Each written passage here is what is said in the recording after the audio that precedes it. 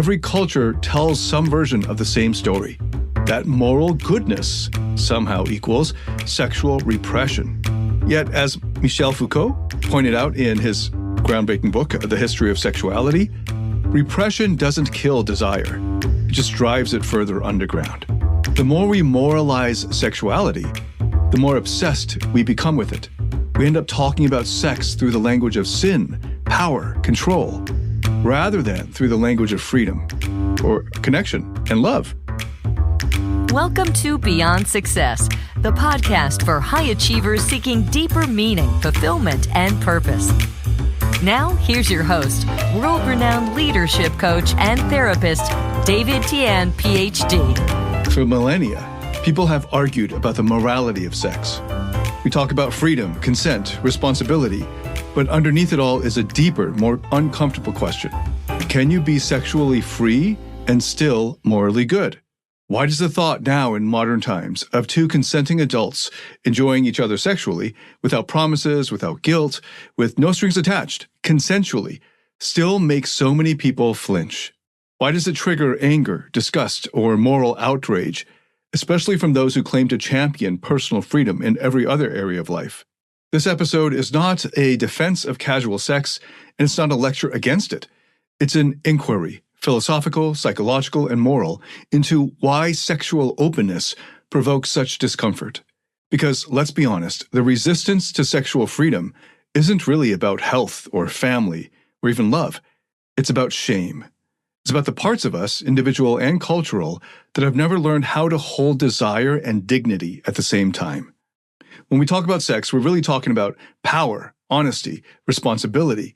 We're talking about whether autonomy, the right to choose freely, can coexist with moral goodness. And that's where the debate always goes off the rails. The old moral frameworks tell us that restraint equals virtue, that self-denial equals purity. But that's not moral responsibility. That's moral fear dressed up as virtue. And fear doesn't make us better people. It just makes us more dishonest. The goal today isn't to glorify indulgence or to shame restraint. It's to explore how real morality begins when freedom and responsibility meet, when honesty replaces pretense, when women's sexual autonomy isn't treated as a scandal, but as a step toward a more honest, integrated humanity. So let's start there, not with judgment, but with a question. What if sexual honesty is itself a moral good? I'm David Tian, a certified IFS therapy practitioner and a Brown University certified leadership and performance coach. For almost the past 2 decades, I've been helping hundreds of thousands of people from over 87 countries find fulfillment, meaning, and success in their personal and professional lives. So now let's dig deeper into this juicy topic of sex and shame. So sex has always been more than biology. It's been a stage where power, morality, and survival collide. And to understand why so many people still flinch at the thought of two consenting adults enjoying each other sexually, we have to go way back. Even before religion, before marriage, before philosophy as we know it. In this very ancient world, only a tiny fraction of males actually reproduced. Anthropological research and genetic research shows that for every 17 women who passed down their genes, only one man did. 17 to 1. Remember, it takes one man and one woman to reproduce. And throughout recorded history, the ratio of baby girls to baby boys has been almost always 1 to 1. So that means in ancient history, one man reproduced with on average 17 women. And on average, that means that 16 males did not get to mate. Even just a century ago, this ratio was still roughly 2 women to every 1 man who procreated enough to pass down their genes. Which means most of human history has been shaped by male competition for access to reproduction. And for most men, that meant failure in that competition. In our evolutionary and recorded history, as human societies grew larger, the male elites developed systems to stabilize the chaos that comes out of this competition. But those systems were, of course, never neutral. Once we moved from small tribes to agricultural societies, power concentrated more and more into the hands of the very few. So these male elites, like kings, emperors, chieftains, they controlled the resources, and with them, they controlled the sexual access. You can see this pattern everywhere, from the harems of ancient China to the King Solomon's 300 wives and 700 concubines, according to the Bible. These elites didn't just hoard wealth, they hoarded women, they hoarded the mating opportunities and the access to the sex. So what about the other men, the ones left out of this equation, the vast majority for most of human history? They had to be managed, and that's where ideology steps in. The male elites couldn't keep the masses compliant through force alone, so they created moral frameworks. Religions, philosophies, state codes. This isn't the only reason those ideologies sprung up, but certainly the propagation and strengthening and the selection of these ideologies went into justifying the inequality by turning repression into virtue. So if you couldn't have what the powerful had, you were told you didn't deserve it. Sexual restraint became holy. Abstinence became moral superiority. Desire became sin. And the message overall was clear all around the world. You're not being denied. You're being purified. This was genius social engineering on the part of these male elites. Convince these other men that their lack of sexual fulfillment is a mark of righteousness. And when you do that, they will police themselves and everyone else. And they'll do it for millennia. These purity codes evolved, adapted, and spread over time. You see them in the Puritans' terror of pleasure. You see them in the Victorian obsession with propriety. You see them in traditional Asian family systems that shame sexual expression, sometimes in the name of filial piety, obeying your parents. You see them today in modern respectability politics, where women still get shamed for expressing their sexual freedom, and men get shamed for desiring sexual freedom. Every culture tells some version of the same story, that moral goodness somehow equals sexual repression.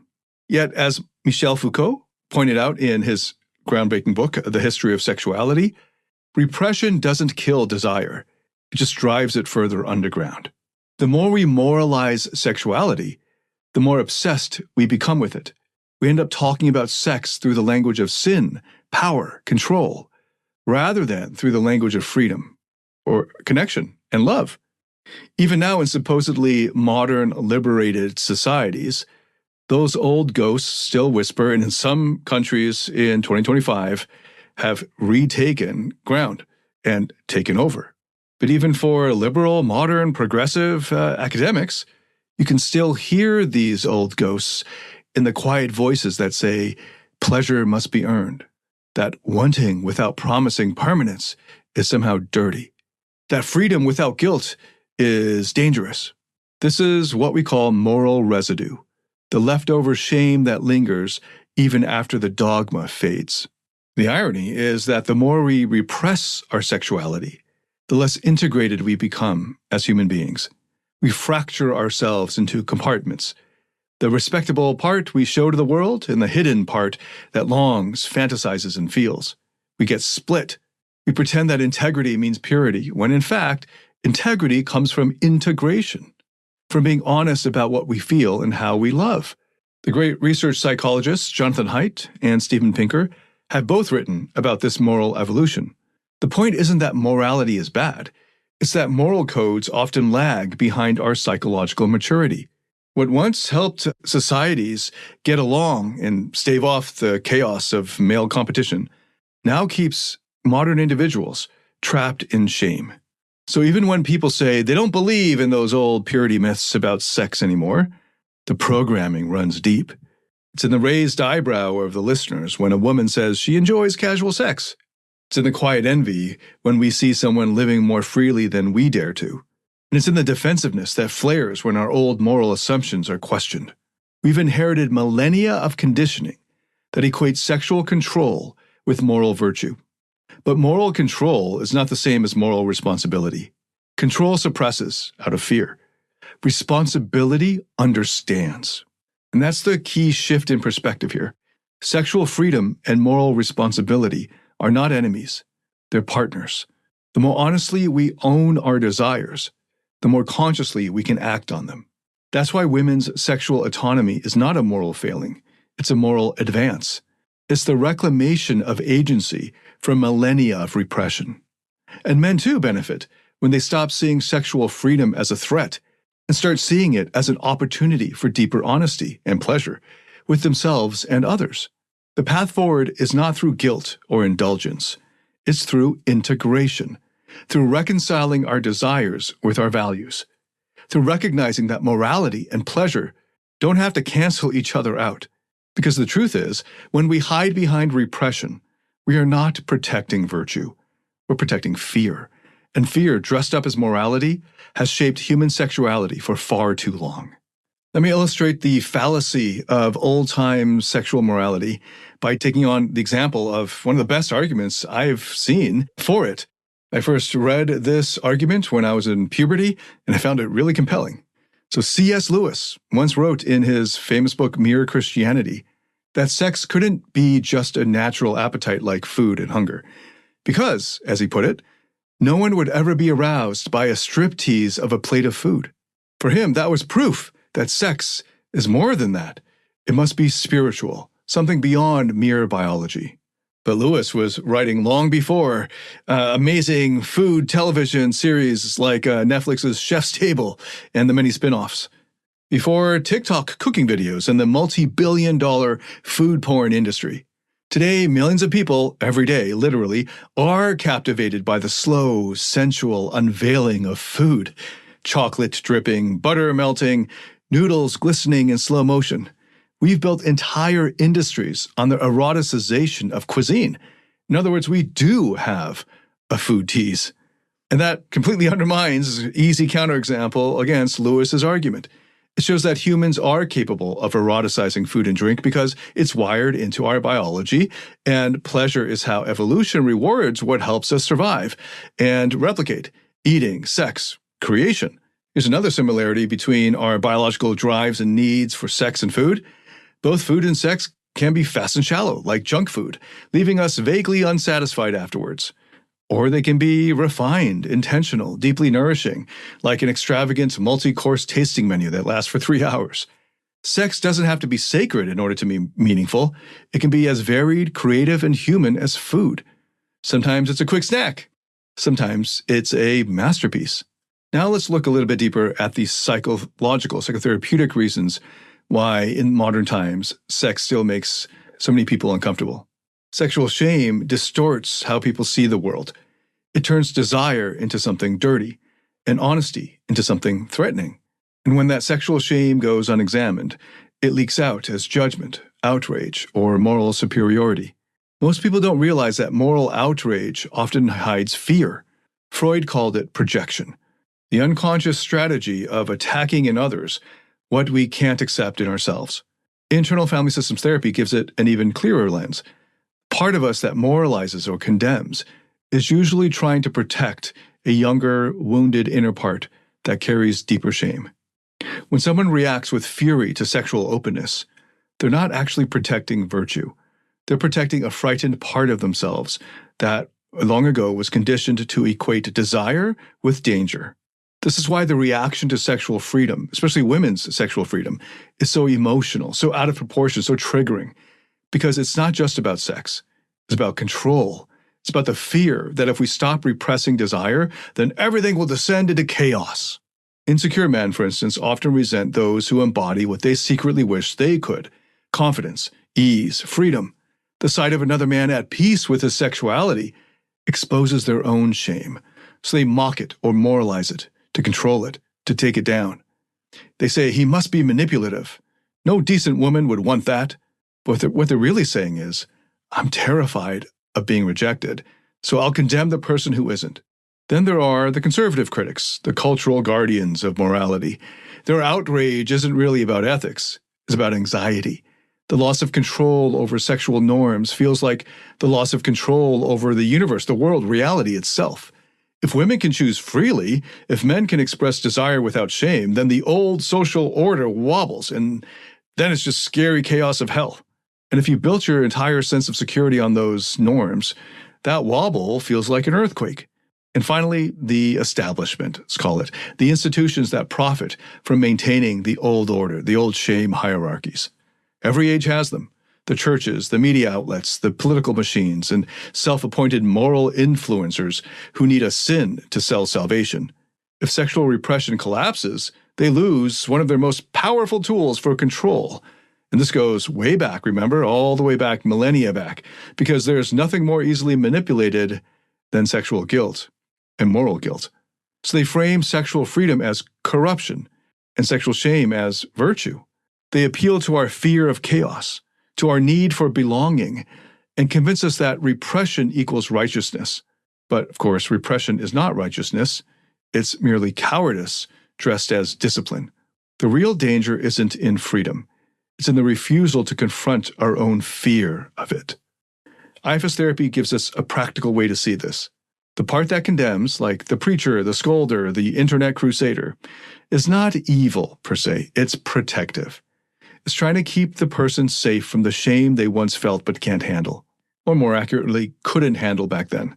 Underneath the moralizing is a scared inner child who learned early on that sexual desire leads to punishment or rejection or humiliation and eventual abandonment. So as adults, they project that fear outward. If I can control others, then I can feel safe.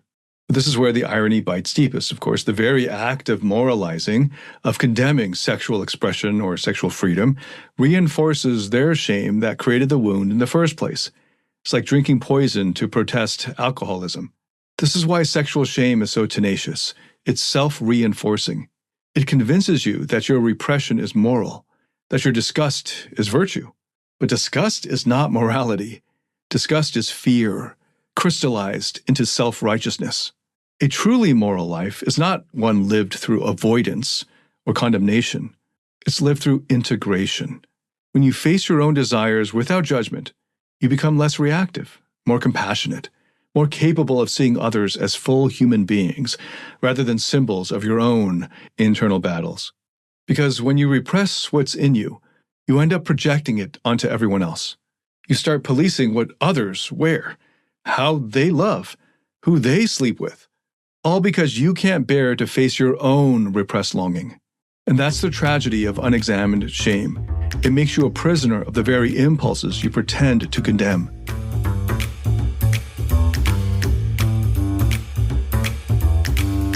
Sometimes success comes with a hidden cost. You might have built a career, a business, or a life you thought you wanted, but inside, maybe you feel burned out or unfulfilled.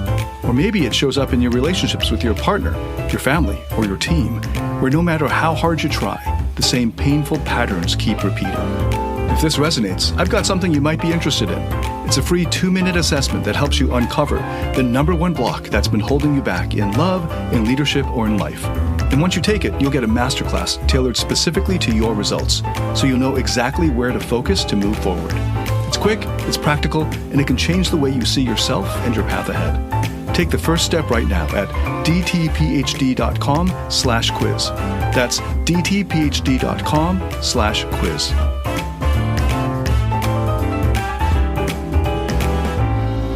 The only way out is through radical honesty, owning the parts of yourself that scare you, understanding where that shame came from, and realizing that desire itself is not the enemy. It's the repression of it that warps everything else. And until we heal that, we'll keep mistaking fear for morality and control for virtue, punishing others for the shame we have not yet healed in ourselves. Now, before we go any further, let's address the elephant in the room. If you know the context of these episodes on sexual shame, these are what triggered the moral outrage in the first place. And so I'm going to admit right up front, yes, there are men, of course, who manipulate. There are men who coerce, who lie, who objectify, who dehumanize. The pickup subculture, at its worst, earned that reputation deservedly. I've seen it up close, and I understand why so many recoil at anything that even smells of game. But that's where moral clarity matters. Not everything that makes us uncomfortable is wrong, and not everything that offends our sensibilities belongs in the same moral category. Before we judge, we have to define, so let's draw the lines clearly. Coercion is wrong. This at least is not controversial. Coercion violates consent and autonomy, which are the foundation of any ethical relationship, sexual or otherwise. To use force, manipulation, or intimidation to override another person's free will is not seduction, it's an assault. Deception is wrong too, because it corrupts the moral core of human interaction, truth and freedom. When you lie to get what you want, you take away the other person's ability to choose freely. You turn them into an instrument of your own ends rather than a partner with equal dignity. But mutual, informed pleasure between consenting adults, without coercion or deceit, what moral law does that violate? None, of course. In fact, when grounded in honesty, it can be virtuous because it honors autonomy, consent, and truth. To call that predatory is to collapse distinct moral categories into one big moral panic. It's sloppy reasoning disguised as righteousness. Here's the irony. The same people who shout about female empowerment often flinch when women actually exercise that empowerment sexually. To suggest that women might be deceived into enjoying casual sex is not just wrong, it's profoundly sexist. It assumes they can't want what they want, that they're too fragile or naive to handle their own agency. That's not moral concern. That's paternalism wearing a fake halo. And that belief is what keeps sexual shame alive in the world. When two adults meet in honesty and say, I desire you, and I know what this is. That's not corruption. That's clarity. It's two human beings recognizing their freedom and choosing to share an experience. No deceit, no control, just consent, truth, and mutual respect. Ethical seduction, the phrase I've used in this podcast before, might get a bad rap because people might confuse it with the old tricks of manipulation, but in fact, it's the exact opposite. Ethical seduction is grounded in radical transparency. It's saying, here's what I want, here's who I am. You're free to say yes or no. It's up to you. That's not predation, that's respect. If we condemn all seduction as manipulation, we end up infantilizing women, treating them like infants. And we end up neutering the men. We end up denying women their right to choose freely, and we end up denying men their right to express desire honestly. We end up collapsing adult relationships into a theater of suspicion, where everyone's pretending and no one's actually authentically connecting. C.S. Lewis once wrote that morality is not about taming our passions, but training them. It's not moral to suppress desire until it calcifies into shame. It's moral to harness it, direct it with honesty, empathy, and respect for the other person's freedom. So when people moralize about players, I'd ask them to clarify exactly what they mean. Are they condemning the deceit? Fine, so do we all. Are you condemning coercion? Good, we're all on the same page. But what if what they really object to is two adults choosing sexual pleasure without apology? Then their argument is not about morality. It's about their discomfort. It's about their own unresolved shame projected outward as judgment. Moral progress doesn't come from policing sexual desire. It comes from refining honesty, growing in honesty, from replacing repression with integrity, from treating adults as adults capable of choosing, enjoying, and learning from the full spectrum of human intimacy. So yes, of course, manipulation itself is wrong, coercion is wrong, but honest attraction, fully expressed and mutually shared, that's two people meeting as equals. And when honesty and freedom align, that's not predation or assault, that's human connection that is truthful, courageous, and moral. So in a previous life, I was a professor of philosophy, and I still very much think in those terms. So let's get precise for a moment. I want to lay out the moral argument for authenticity in sex, not as a slogan, but as a logically valid structure that any serious philosopher could test. And I believe it's logically sound. We begin with two premises, both grounded in virtue ethics and supported by utilitarian reasoning. Premise 1. For any person S, if S respects the autonomy of another, then S contributes to moral goodness. Premise 2. For any person S, if S acts or speaks honestly, then S contributes to moral goodness. Okay, now from 1 and 2, we can logically derive the next conclusion. Thus, for any person S, if S both respects the autonomy of others and acts honestly, then S necessarily contributes to moral goodness. So that's the simple argument. Now let's back it up and look at each premise very briefly. So again, premise 1 is for any person S, if S respects the autonomy of another, then S contributes to moral goodness. Okay, so why? Because autonomy is the core of human dignity. To respect someone's autonomy is to treat them as an end in themselves, not a tool for your own gratification. To deceive or manipulate is to hijack their freedom, to make their choice counterfeit. So respecting autonomy is not optional here. It's the necessary condition for moral action. Okay, so that's premise 1. Premise 2, for any person S, if S acts or speaks honestly, then S also contributes to moral goodness. Okay, so Honesty in this case is both instrumentally and intrinsically good. Instrumentally, honesty sustains trust, and trust is the foundation of cooperation and intimacy and social flourishing. Intrinsically, honesty expresses integrity, the harmony between inner truth and outer action. So when your speech matches your inner truth, your soul, so to speak, you manifest moral congruence. Okay, so again, the conclusion is, thus for any person S, if S both respects the autonomy of others and acts honestly, then S contributes to moral goodness. So in plain language, this means that when someone acts both truthfully and with respect for another's freedom, that person doesn't merely avoid wrongdoing, they actively generate moral good. And that is the moral logic of authentic connection, even when it applies, or maybe especially when it applies to sex. And this extends far beyond sex or dating. It applies also to leadership, to friendship, to family, to politics. Because authenticity is not self-indulgence. It's the intersection of two virtues, honesty and respect. When you're authentic, you speak the truth as you know it, while giving others their freedom to respond, or accept, or reject, or walk away. That's what makes authentic action moral. It honors the truth and the other person's autonomy. So now we get to the utilitarian payoff.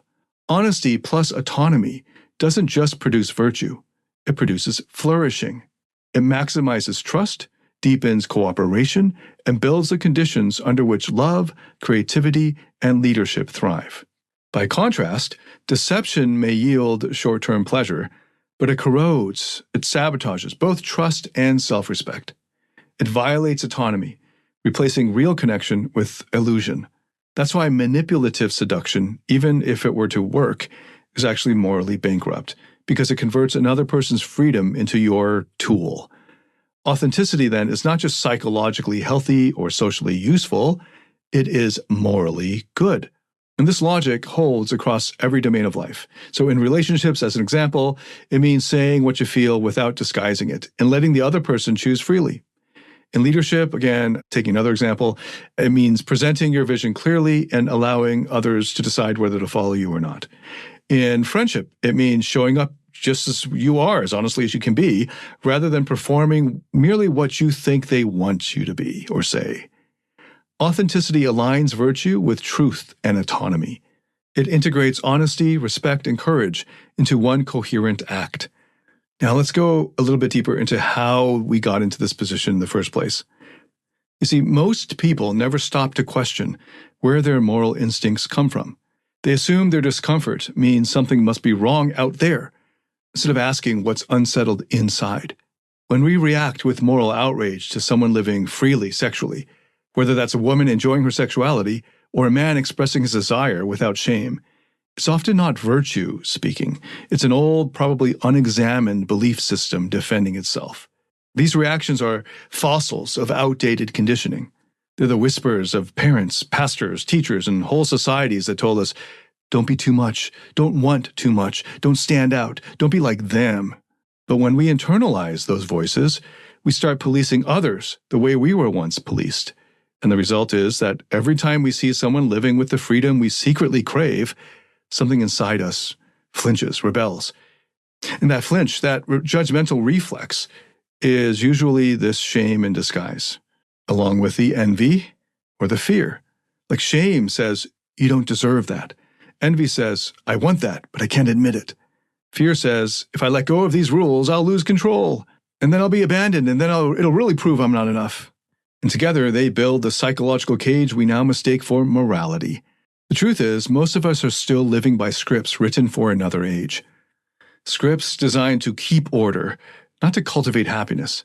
They tell us to conform, not to grow, to suppress, not to integrate. And when we encounter someone who doesn't play by those scripts, someone courageous, honest, expressive, alive, their freedom threatens our own illusion of safety. Our unconscious defenses kick in, and we label them immoral, or arrogant, or lost. But what we're really saying is, they're reminding me of the parts of myself that I buried or exiled. This is why authenticity feels so confronting to some. It doesn't just expose who others are, it exposes who we pretend to be. Sexual freedom, when it's healthy, is not rebellion. It's integration. It's the meeting point of pleasure, honesty, and compassion. It's saying I can enjoy this part of life without lying to myself or anyone else. But to get there, we have to let go of the idea that sexual freedom is a threat or that it's proof of moral decay, because most of the people who rage against it aren't evil or malicious, they're scared. They're mirrors of a culture that's still learning how to love and connect and have sex without guilt. Every generation inherits its fears dressed up as values. Our grandparents were taught that modesty equals virtue. Their grandparents were taught that desire equals sin. And so each era passes down its own version of sexual shame like a family heirloom, confusing repression for righteousness. So when someone flinches at sexual honesty, when they recoil at the thought of two consenting adults agreeing to casual sex with each other, it's not always hatred, it's unhealed pain. It's the echo of their own shame, projected outward to make it more bearable for them. That's why the goal shouldn't be to fight them, but to understand them, to recognize that their condemnation is coming from the same place that, once upon a time, made us afraid of our own desires. C.S. Lewis, in Mere Christianity and plenty of other places, wrote that the greatest sin wasn't gluttony or lust, it wasn't pleasure itself. The greatest sin was pride. Lust and gluttony are sort of lesser sins, the sins of a childlike nature. Pride, needing to raise yourself up above others, is what caused the fall of the devil, Lucifer. In human life, pride is what compels us to place ourselves above others, to judge, to condemn, to feel morally superior. But at a deeper level, pride is a defense. On the flip side, right? It's a mask for low self-worth, insecurity, and fear. And when you look closely, most moral outrage, especially around sex, is pride in disguise. It's the fear of confronting our own desires, wrapped in the illusion of righteousness. Because the deeper moral project here isn't hedonism, it isn't libertinism, it's truth. It's creating a world where sexuality is neither commodified nor condemned, where pleasure is neither worshipped nor shamed, where we can finally live in harmony with our nature instead of hiding from it. That's a society worth striving for, one where we stop pretending that purity means repression, or that pleasure means corruption, where we can look at our desires in the eye without fear, without pretense, and without the need to call anyone else dirty for wanting what they want. When we can do that, when we can meet our shadows with compassion, and meet others' shadows with understanding, we move closer to genuine morality. So much of what we call morality today still confuses control for goodness. We've spent centuries, millennia, trying to manage desire through fear, through shame, through the illusion that repression equals virtue. But what if morality isn't about suppression at all? What if it's about honesty with ourselves and with each other? We've traced the roots of sexual shame through history, through psychology, through philosophy. We've seen how fear and pride twist natural desire into guilt. We've seen how honesty, autonomy, and compassion lead not only to moral good, but to human flourishing.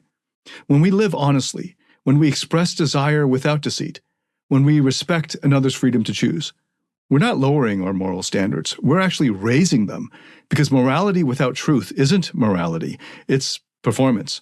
So I'll leave you with this question.